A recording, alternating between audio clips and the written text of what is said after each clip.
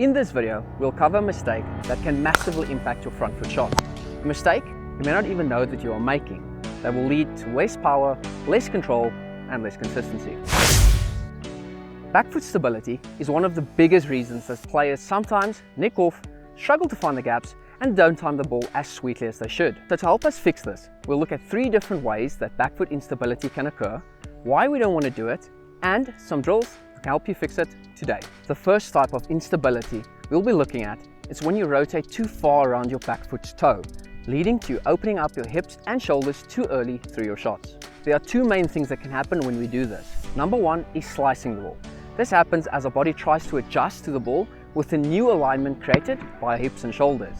And number 2 is hitting around the ball. This happens when our body doesn't try to adapt to that new line created and just hits through the line that our hips and shoulders have made. The first rule we have chosen to assist with this is getting into a set position while focusing on staying side on. To help us stay side on, we're going to try and hit the ball with our heel still on the ground, as this won't allow any rotation of the back half of our body. Simply to do it, all you're going to do is pop balls in front of the set position, staying there and hitting through the line, keeping that back leg as still as possible while staying side on. The second drill we have chosen to do this is having the back toe up in our stance already. What we're going to do from here is the ball's going to get popped, we're going to strike to the ball. Our back toe will go down, but we'll stay in a side-on position pointing towards backward point. And from there, we're just going to look to play a drive and keeping that foot nice and still. This forces us to be in a good position at the contact point, and it's important for us to stay in that position till the end of the swing. Speaking of good positions and a low center of gravity, this brings us to the sponsor of this video, the Gravity Belt 2.0. The Gravity Belt is an all-in-one sports aid designed to keep you in the ideal athletic position for longer. Shipping worldwide, a one-size-fits-all aid with up to 20 kilograms of adjustable resistance, helping you to hit bigger shots while striking it cleaner by preventing you from popping up on contact. Improve your fielding and keeping by increasing your speed and agility while being able to stay in an action position for longer. Using the included sprint bungee to enable a stronger forward position through the bowling action. Pick up your Gravity Belt 2.0 today using the code CoachCricXI to get 10% off your next purchase using the link in the description below. That includes free 3 to 5 day shipping worldwide. Thank you again to the Gravity Belt 2.0 for sponsoring us. Back to the video. The second type of back foot instability is dragging your back foot through the contact phase of the shot. We need to make something very clear. You are allowed to overbalance and drag that back foot after completing the shot. We just don't want you to do it while or through the contact phase. This is simply because we want to have as much as a stable base as possible when making contact with the ball.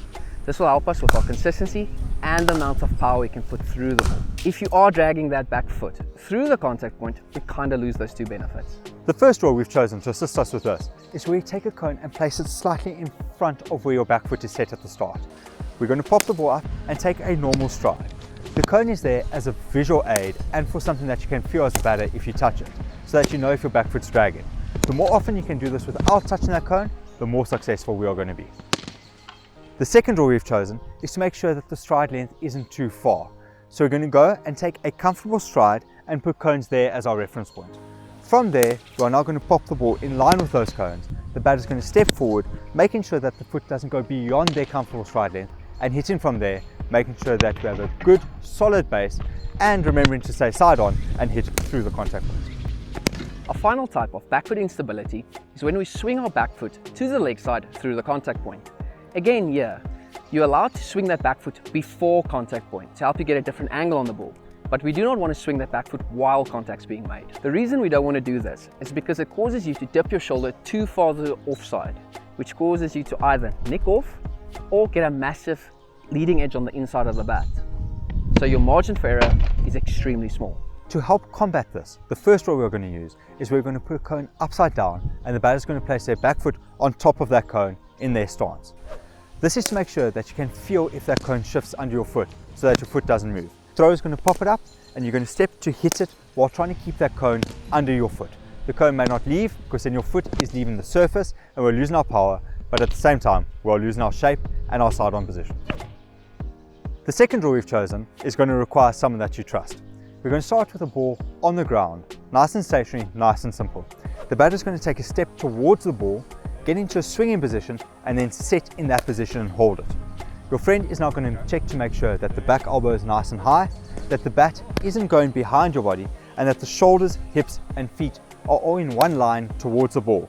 At the same time, checking that the swing path has a clear, unobstructed path through the ball to maximize our swing potential. From there, the batters after the set now going to swing through, hit the ball and hold that shape to the end to train those good habits. A massive thank you to all our members that make these videos possible. We really do appreciate you all. If you want to see another batting fault video, check the video over here.